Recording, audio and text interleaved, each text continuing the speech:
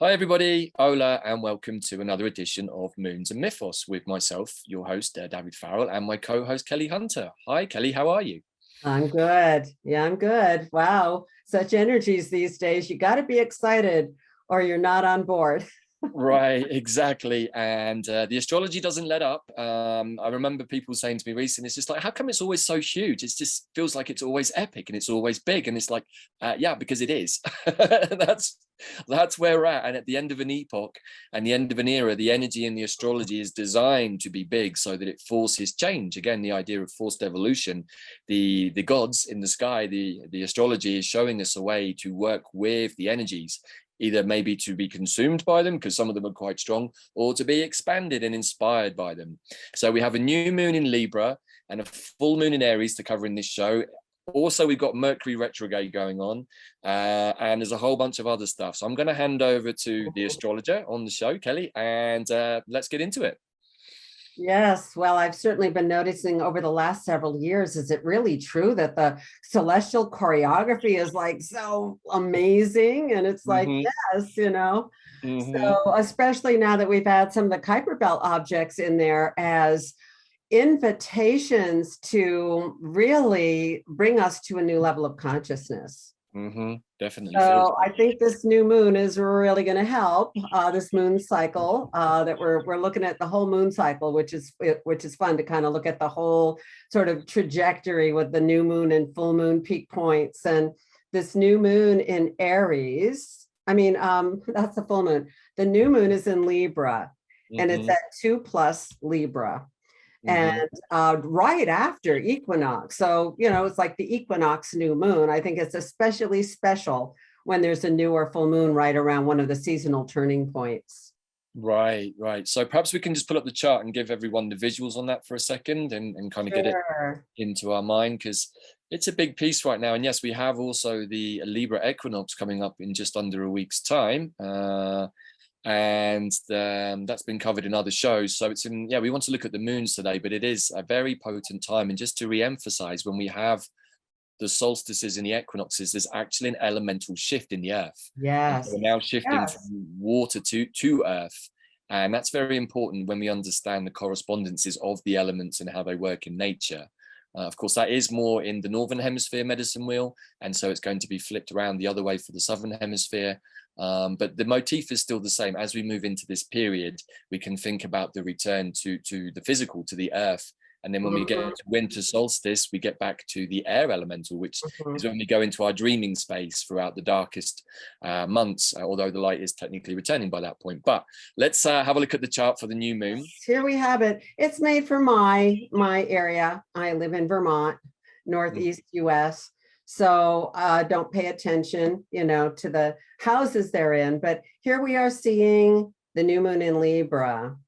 And right after equinox, as we said, and it's at 2+. Now, I want to talk about some Sabian symbols today because they are images that go with every degree of the zodiac. All 360 degrees have an image that was channeled for these degrees. And they are really interesting, in terms of the storyline, say, of this new moon. Listen to the storyline. For this new moon, we round up and we say it's at 3 degrees Libra. The dawning of a new day reveals everything changed. Now, my favorite Sabian symbol book is Linda Hill's The Sabian Symbols as an Oracle. And here is something of what she says of this. The dawn of a new day reveals everything changed. Like in a blink, overnight, things have changed. This new day may not have dawned yet. And it's like the new moon. We don't see the crescent moon quite yet, but we know it's definitely on its way. It's hard to believe at first, but eventually it will dawn on us that many facets of the situation are different in the light of this new day. Life may have been difficult or things unsure, and you may feel like there's been a long night or a period of darkness. Take heart, realize that the darkness is abating, and gradually let go of what went before. Wow. Hmm. Yes. Well, with a new moon that's coming, I think, what, a day or so after the Libra Equinox and the shifting of the elements to the earth, like I just talked about, that feels very, very apt and profound from what I'm understanding. Another interesting elemental shift in this new moon too, because the new moon is in Libra, which is air. And we have the new moon in air sign Libra, we have Saturn in air sign Aquarius, and we have Mars in air sign Aries. So we have all of the air signs represented. Now, we also have all of the earth signs represented because Mercury retrograde, it started retrograde in Libra, but it's back in Virgo, its own sign. And it's right next to Venus in Virgo. And Venus is going to be going into Libra and be very influential on the full moon. And that is her sign. So there's an interesting interface between Virgo and Earth sign and Libra, the air sign. And we have planets in Virgo, the Mercury, Venus, that's so close to this new moon. They're both very, very meaningful, and they are both personal planets. So this is our thinking and our heart. And they're doing this interesting do-si-do, this dance thing here. Then we've got Pluto in Capricorn, and we've got Uranus and the North Node in Taurus. So we have this strong earth energy and the strong air energy, which is the idea energy, communication energy, how we think about things. And Mercury is helping us change the way we're thinking about things based on our experience, our feet on the ground, our relationship to nature. And that's what you're helping to bring forward, how nature is evolving with all of us living beings on Earth in that umbrella of arising and awakening. And here we are entering a new day where everything has changed. I think that's absolutely spectacular. Yeah, right, for sure. I mean, so when we're looking at the Venus and Mercury in Virgo, would we consider that a conjunction? It's a little wide, maybe. What is that, like 7 or 8 degrees? 2 degrees from each other, but they're only like 5 to 7 degrees from the new moon. So that is very, very right in there. That is, they're very much working in 2 pairs there. Right. And what is also very obvious to me, and we talked about this before we jumped on to record, is how many planets are in retrograde at the moment. I think I'm counting 7 plus the nodes. The nodes are always retrograde. So they just go backwards, period. The precession of the equinoxes, but we have Mercury and then everything from Jupiter on out. So that's Jupiter, Saturn, Uranus, Neptune, Pluto. That's a lot of retrogrades. And they're, this means that they're going back over. They're going back over things. And what did it say? We can be looking back and gradually let go of what went before, which goes along very well with the meaning of the South Node in Scorpio as well, this letting go. And so what I'm understanding from this and seeing how this is unfolding in the global news situation is that we have been given a period now to review exactly what did we think about certain people, certain families, certain situations. And the South Node in Scorpio is bringing up the dirt around the rich and the famous. And I feel that as we move through this next process, the population is going to be given the opportunity to review everything so that we can make a choice, which of course is the Libra Equinox, about what do we think about all of these things and how does humanity wish to move forwards with the understanding. Again, you're involved in the Artemisia immersion along with myself and many other people right now. And the Artemisias are really encouraging all of us to open our third eye and to look very clearly at what is happening in the world. So that sense of review with the retrogrades makes perfect sense to me, because we need to be able to see clearly what has gone before for ourselves, for the collective, so that we can move forwards into that new day. that I love. And so I feel like this is a big pivotal moment that we're about to enter into in this next week or so. Libra's about balance, and it's about like, are we looking forward or are we looking backward? We're like right in the middle path, of what is the relationship between it, with time, and if we're, invited into the quantum realm of the Kuiper Belt objects, we have an opportunity to kind of see things in a different way as we awaken and we're seeing things. Then something can change. We can invite in the energy of these new, kind of archetypal, awakened, deep energies from traditional creator gods. And there is one very prominent on this new moon, which is opposite. So over here in Aries, we have Jupiter, which is a nice benefit. Now, Jupiter being retrograde can also go back to bring back wisdom from the past. And it's conjunct. I don't have all the Kuiper Belt objects, on it's hard to get them all on one chart. It's a lot of activity, otherwise, a lot of lines and pictures. There is one right at 0 to 1 degree of Aries, and that's Manwe. Was the highest archangel in Tolkien's creation story, pre-Middle Earth. So Manwe is closest to the mind of the creator.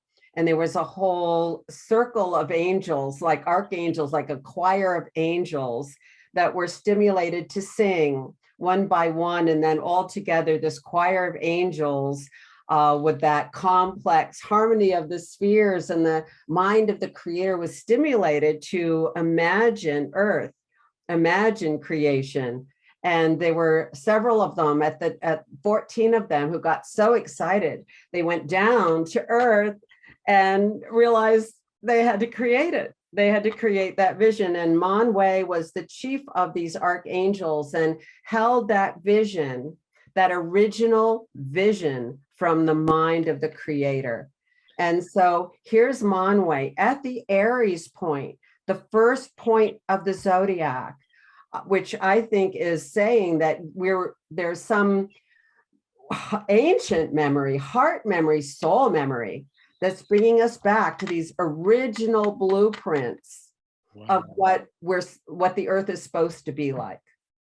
So what I'm getting from this is we've got this new day, we've got Manwe, which is the archangelic being really from the higher dimensions, but working with his choir, who sing into existence the three-dimensional space that they envisaged in their higher mind, which I think is just beautiful, because that's really the process that we're all in right now. It's like, can we imagine a new Earth from our higher minds, from a clear space here in the 3D where we're uncontaminated, to harness that energy and bring it into the three-dimensional space, working with the astrology of creation, working with the archangelic beings, the beings like Manwe, so that we can create a new Earth that is somehow free of the old magics, the old poisons, the old medicines, the old ways of doing things, because that really was where we got distorted from the astral planes, the fourth dimensional space. That is how humanity has been controlled for a very, very long time. And we are now at the first time, I felt it so clearly in the last week or so, something got released and a lot of people felt it. And it's like, that's the lifting. And again, we're working with the Artemises, and they're all about lifting out the unhelpful energies, the old magics, the old shadows.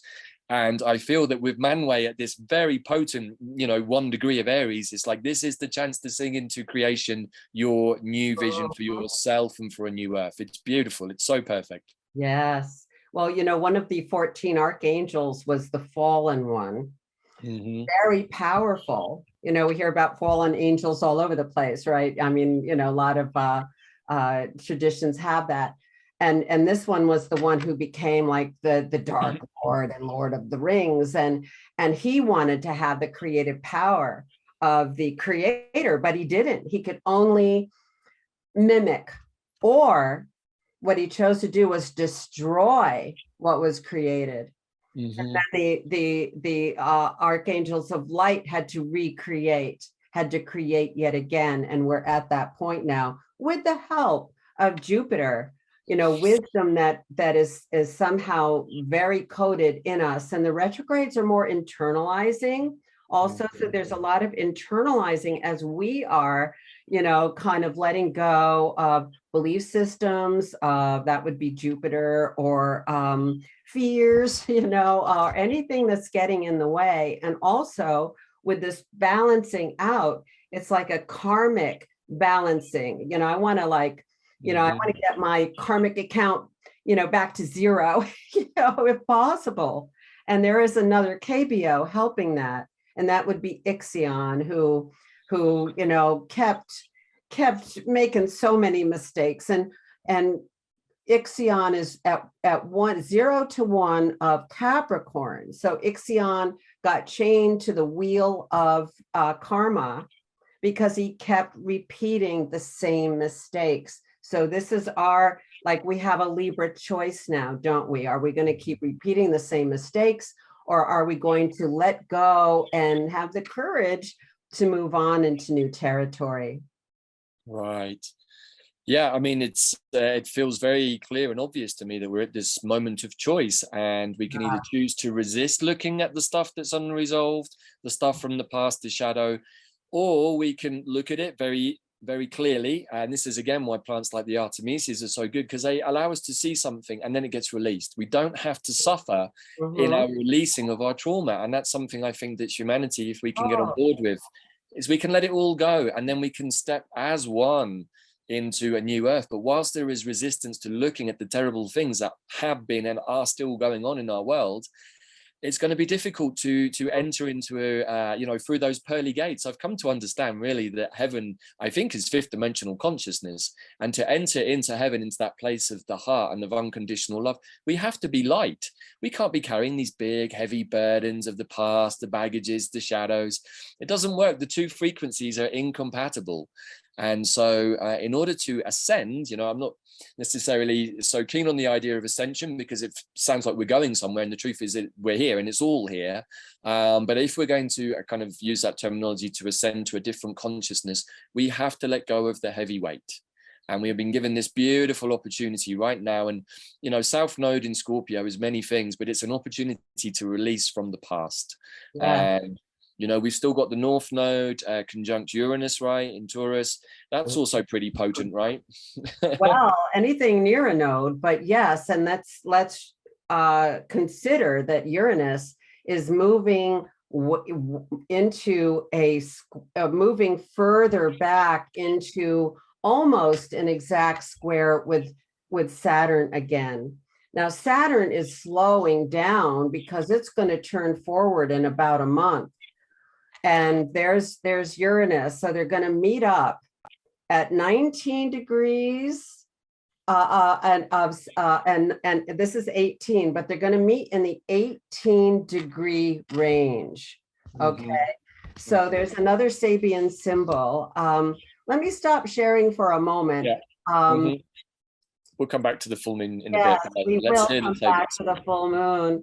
So 18 degrees of Taurus is a forest fire is finally quenched.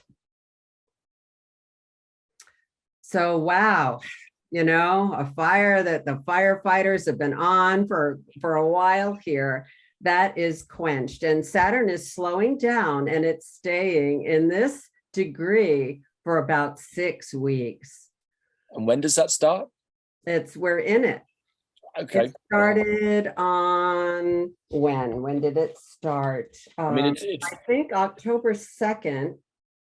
And then when does it go bang conjunct? I mean, obviously we're only a degree apart right now. So they're not bang, and there's no ping. There's no exact ping this time, but they're in the same range for weeks. For weeks. So yeah, Saturn's been in this since the very beginning of October at this 18 to 19 degrees and into mid-November. And Saturn is gets back in also right at the beginning of October. It's at 18, 19, and it turns around there. So it's there for quite a while, about the same amount of time. So there, it's like when a planet is slowing down, it like stays. It's like not moving far at all. It's turning around. It's like drilling down. So Saturn in Aquarius is the forest fire, right? So that we're, we've got time here to just totally put that fire out. Yeah. Now 19 Taurus, where Uranus is, and is going to revisit early next year, is at 19 Sabian symbol Taurus. A new continent is rising out of the ocean. Wow. And the Sabian symbol for where Manwe is at 1 degree Aries is a woman rises from the sea, embraced by a seal. So there's a lot of a rising going on here. The new day, the new continent, and this is the new earth. Yes. So we're right back in this square again, from this new moon forward, well through October and into November. It's big. It's big. It's big. This is where we're going, the awakening. And, the Kuiper Belt objects, I think, may be from an even higher dimension than 5. And, and we can, if we invite it in, we don't have to try. If we just invite it in, it's going to pick up on that wavelength and pop in, and we're inviting. If we invite it, that's quantum consciousness. It's like, if you acknowledge it, it's like, there it is. So very helpful. Now, Pluto is also drilling down because it's at 26 to 7 Capricorn, and it turns around on the full moon. It's going to turn forward. And so, there's all this deep work we're doing and letting go, and then they're going to turn forward.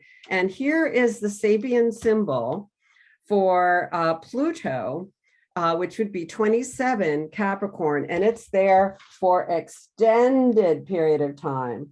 Pluto's at 27 Sabian from early August all the way through the first week of December at the same degree.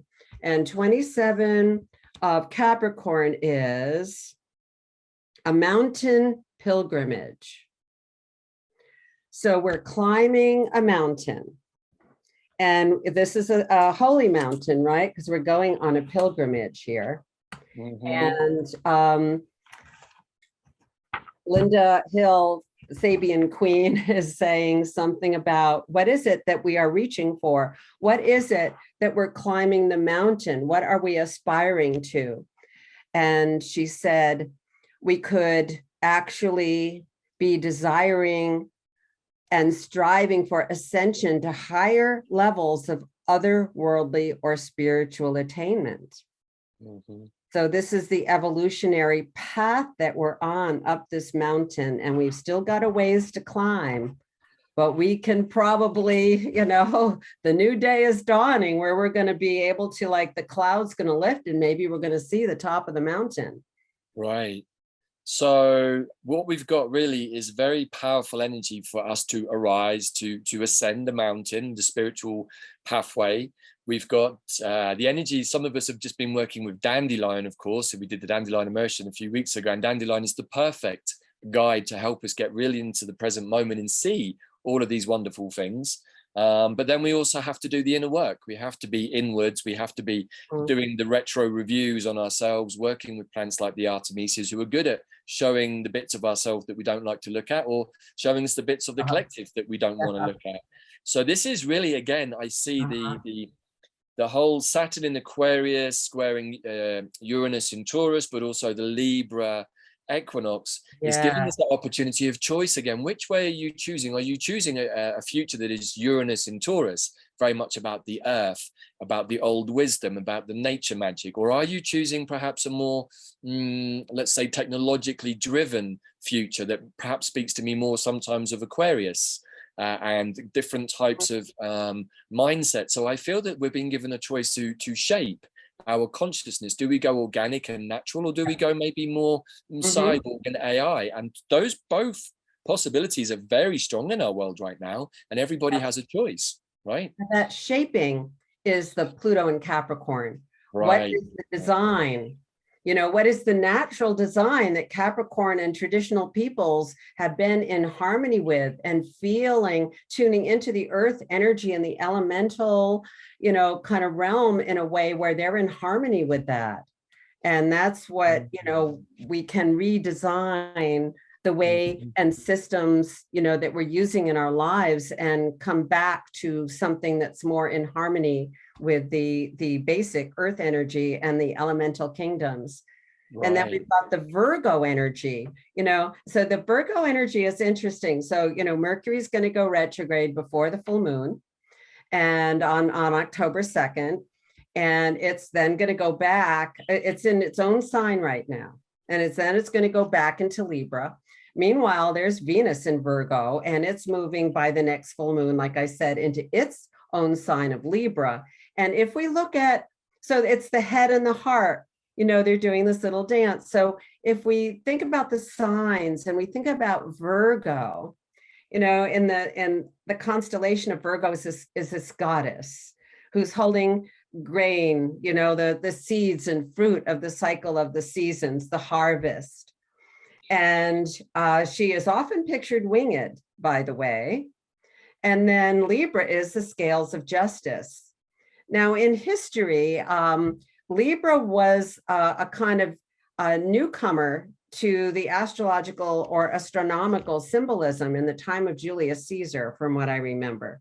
And so these scales of justice were created from stars that used to be Scorpio's claws, the claws of the scorpion.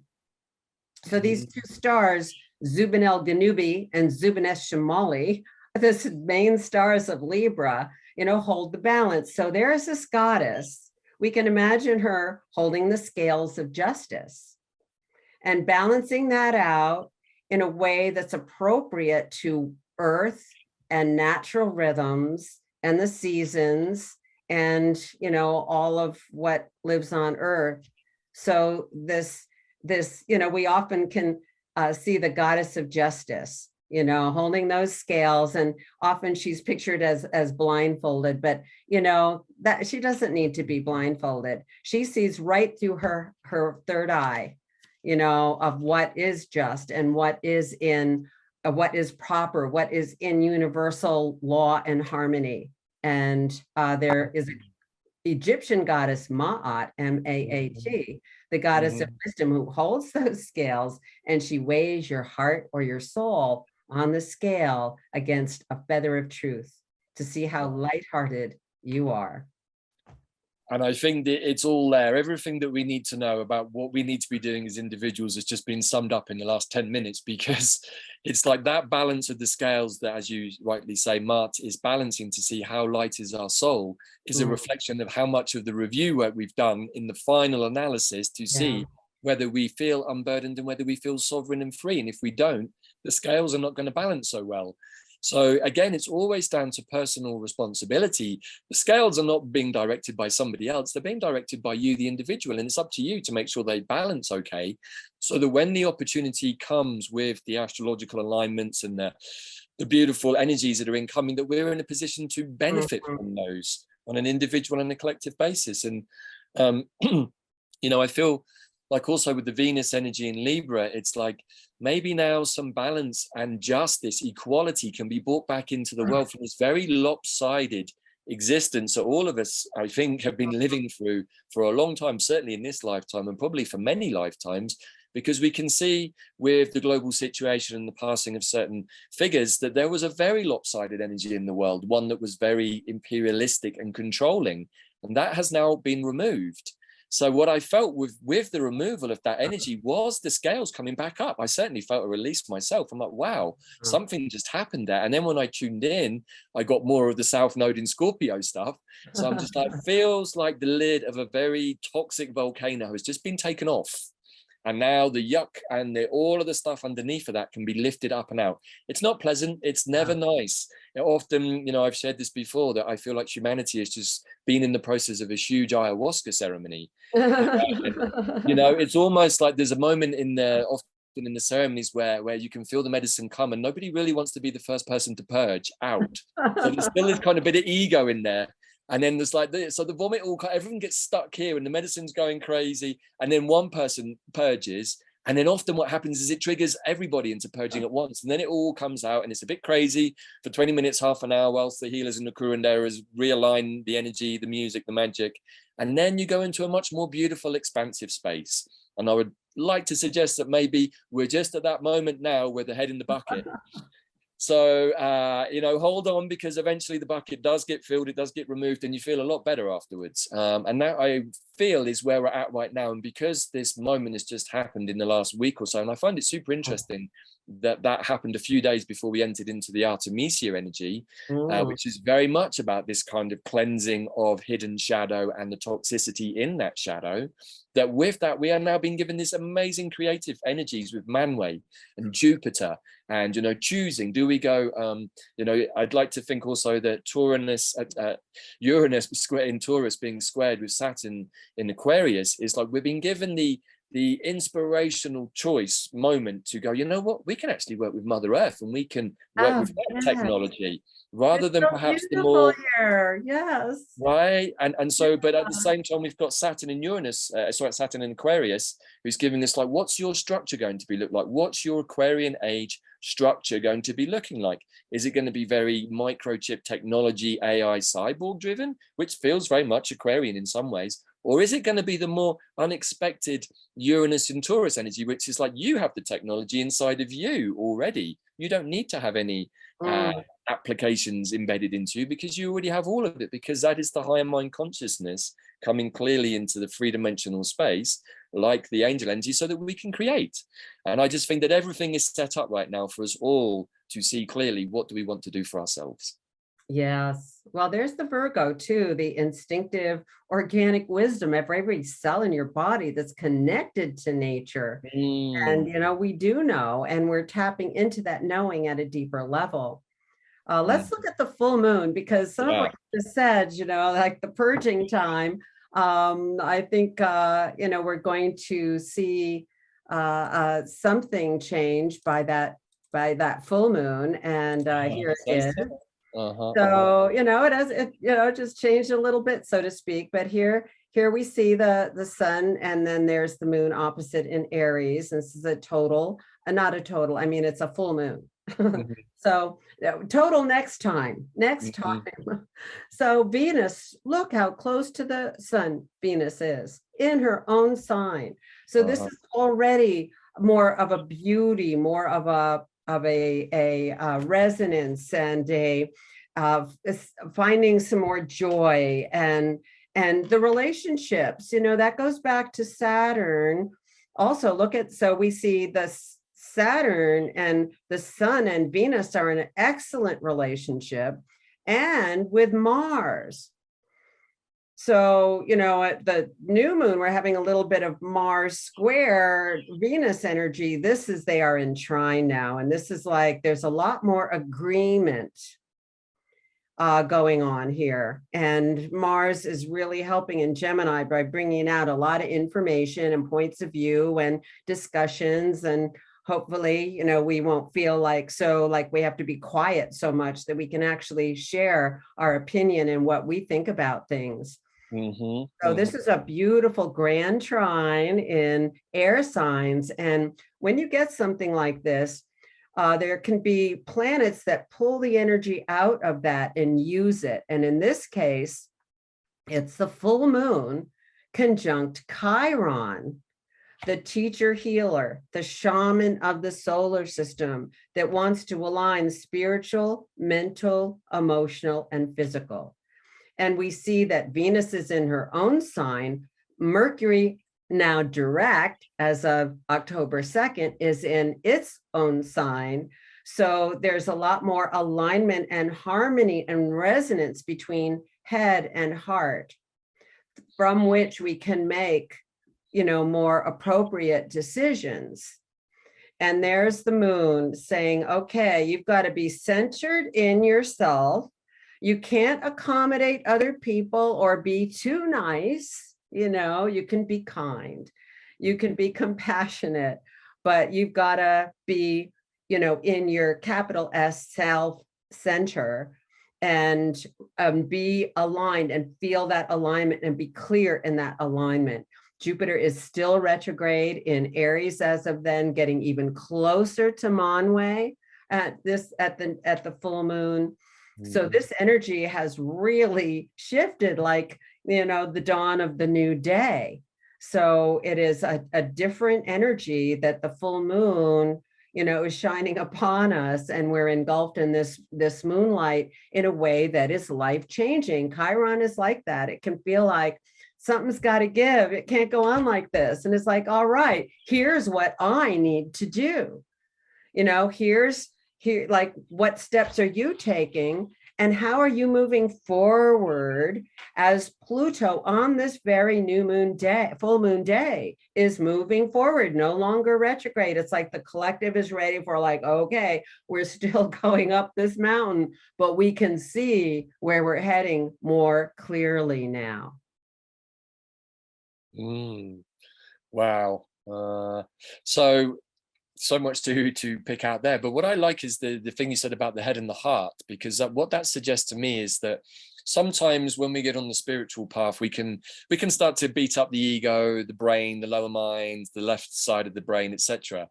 But that's the part of us that allows us to function here in the three-dimensional space. And the trick is to get both hemispheres of the brain in balance, again, Libra Equinox, the new moon, so that we can get our heart and our head fully connected, so they're working in agreement and in coherency with each other.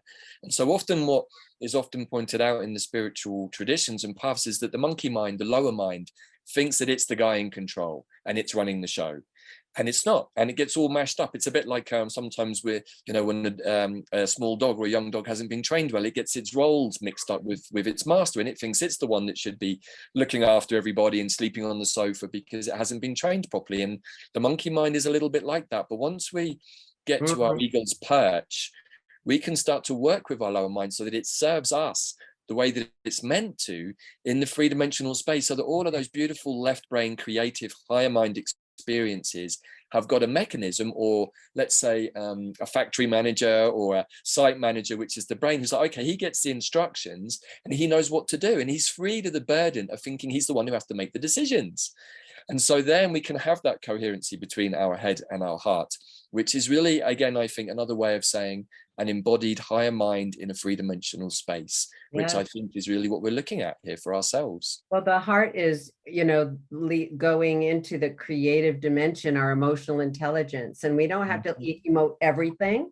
No. Part of what we're doing right now is, what feelings do I want to follow? What feelings, or emotions need to be expressed so that there's going to be harmony. And this can also suggest that there could be some Chiron healing in certain relationship dynamics where there's been friction, and that we're coming back into some kind of, social harmony in that way as well. And more resonance of, kind of, again, that kind of choices that we've got now. Are we going to come from the heart, or are we, going to be a little too strident, along the way? And a lot of the energy here, including Mars in Gemini, which is such a tolerant, open-minded sign. It's like, oh, that's an interesting idea. I should think about that one. So many options, so many points of view. Oh, like, that's interesting. How did you, come to think that? Or, it's pretty fast-paced, and it can be very impatient, but it is also like very open-minded and tolerant to different points of view. So having Mars in an extended visitation to Gemini could be very helpful along that line. If we are not pushing back, if we are not too resistant, if we are like open to hearing another person's point of view, and like, how did you get to that point of view? Right. How did you figure that out? Kind of thing, Well, what I think is also important here is the grand trine in the air signs. Again, immediately makes me think of Dandelion, who is my air element plant, because he's all about creation and design of energy and flow. But with the Mars in Gemini energy, also something that's come up for me over the last week or so is this idea of not being silenced anymore. It's almost like we were in some sort of collective omerta, as we would say, of silence, not being allowed to speak out. And, and if we do, we're accused of all sorts of things. It's almost like if you have an opinion about something these days, that leaves you open to being targeted. And, whatever happened to freedom of speech? We're all entitled to our opinions. We don't have to get angry at other people because of theirs. And I feel like we've been triggered as a collective into getting angry with each other about people's opinions about things. And that then has completely stifled creative debate. Or even worse, it's actually stifled the ability to look and ask questions about very dubious activities that have been going on in our world. And so now I feel that with Mars in Gemini, we're going to be given an extended period to question lots of things, and it's also in aspect to the Sun in Libra. So I feel like, are we going to be allowed to speak up now and question the things that seemed out of balance? Well, maybe not completely. I mean, this isn't like all harmony and everything, No. but because the Chiron can stir things up, and it says this is something's got to give here, so there can still be some contention. And Mars is squaring Neptune, so there can be some disinformation going on. People can still have like kind of ideas that, are they're so used to having them, that's it's hard to kind of see a different point of view or a different way to move forward in your life. Right, for sure. I mean, it's never going to be a smooth transition, but what I like about the energy of Gemini is it gives you the flexibility to say, well, yesterday I believed this because that was based on information I had, but today I've got new information and now I believe this, and I give myself the freedom of choice to say, well, maybe that wasn't incorrect, I wasn't wrong yesterday, but according to that truth, that's how it looked. But today it looks like this because now we've had a whole bunch of revelations maybe in the world. It's like, well, oh my gosh, like I just didn't see that. Yeah, more to come. And the new day is like new information today. Like look what the news has put out. Like, wow, oh well, And of course, the news itself is also very prone to Neptunian energies, right? And not always something that we should rely on. But what's also interesting for me in relation to this is that Chiron, the healer, was the healer that the great warrior Achilles learned his healing arts from. And so I work very strongly with a plant called yarrow, which is Achillea millefolium, so named because it was the medicine that Achilles used on his men. So apparently the story goes that when a drop of rust from his suit dropped to the floor during a battle, the yarrow plant sprang up, and he used it as staunch weed to basically bind his soldiers' wounds. And so, I actually work with yarrow in the throat chakra because the throat chakra is really the place where the higher dimensions meet the physical dimensions. I call the throat chakra the shaman chakra, because we also have the psychic chakra, which is the rear throat chakra, which is where all incoming energies get assimilated and held before we then make a spell with them when we speak them aloud. But if we are, let's say, if we are choked or not able to express clearly, then it's difficult for us to move forwards. And I'd like to think that maybe all of these energies are showing us that maybe we might be moving into a time where it's easier for many of us to express ourselves, express our truths with a nice, clean, clear throat chakra, but fully empowered by the great warrior healer who is Achilles. So that's an interesting side note for me. I often feel Achilles when I see Chiron in the chart. Well, Taurus rules the throat astrologically. So, Uranus there is freeing it up. And, Uranus squaring Saturn in Aquarius, one of the meanings can be that Uranus is like freeing us up from limitations from the past. And also, this whole thing that's going on with weaving our webs of connectivity, like, for instance, what's going on in the Artemisia group and did with Dandelion as well, and the various ways in which we are interweaving and shaping our new kind of social context and how we want to be living with each other. And this moon cycle altogether is so much about that. Right. And you've just alluded there to the immersion again that we're working within. And one of the beautiful things about that is that we have people all over the world on every continent taking part. And it's very much, again, the Aquarian mind, because we're not able to meet in person, but we are able to connect through the energy of the medicines, through transmitting, through the technology. So we're using the technology that's presented in a very Aquarian way so that we can work together in a more higher mind way. And I think that this is a really beautiful motif that's coming through, particularly from the Artemisia immersion, because there's so many people connected all over the world through the energy lines created. But a lot of the Artemisia energy is the dragon line energy, the internal dragons, the meridian lines that you work with in acupuncture and moxibustion, but also the big earth dragon lines that connect, the dream lines, the song lines. And that's also a part of the big movement for the new earth. And maybe that's where the woman arising from the water, or, what was the other one you shared, the other Sabian symbol that felt very... The new dawn, and then also the forest fire and the new continent arising. The new continent arising. I feel that all of this is, it also feels very Uranus, but it also feels somewhat Atlantean. There is a bit of Atlantean. Oh, yes, totally. That is so true. And and talk about dragon lines. The nodes of the moon are often called the dragon head and the dragon tail. Okay.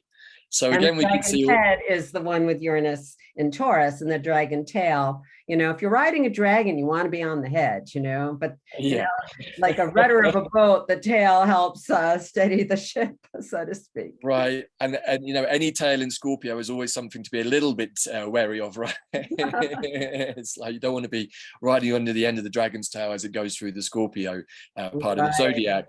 So again, we can see the correspondences there coming to light. This idea of the reconnection of the internal dragons is freeing up our body so that we can be more congruent, more holistic. But the same is true micro and macro with Mother Earth. Now that the old overlay has been removed, and that definitely was removed a few weeks ago, what we might call the matrix, or the structure has now been removed. And what we're seeing is the opportunity for the first time in a very long time for the natural web of weird, the natural web of connectivity that we all have to arise again. And we're able to see it through the immersion, through the connectivity at the heart level with the medicines. But we can also see how the immersion is wanting us to connect to different parts of the world, to a new type of community that feels very much like a new earth plant community, which is being shown to us by a plant community or clan such as the Artemisias. So it's just like, it's so beautiful, and the astrology always gives the bigger picture, and that's what I love about this. Yes, I'm really loving this dialogue between the mythology, the astrology, and the plant consciousness is brings heaven to earth in a living way, which we are tuning into and opening up to. So just as a final thought before we wrap up for today, the full moon in Aries, what can you just say about that as an energy itself? Well, that's what I was saying about being really centered in yourself. It's like we can't lean out, without falling over or, losing our balance, So this is staying really crystal clear with yourself. It's a sign of integrity, of clarity. And this is like Chiron is suggesting both on all levels, spiritual, mental, emotional, and physical. How are they aligned? And it's going to show us where they are not aligned. Okay, now, so that's just the piece I was looking for, because I was thinking about the new moon prayers and like how does it come to illumination by the full moon. And if we've been working with the moons this year and indeed previously, we can see that when we make powerful intentions on a new moon right now that are in accordance with the energy of that particular moon, but also with ourselves, 2 weeks later by the full moon, we can see how did that prayer illuminate.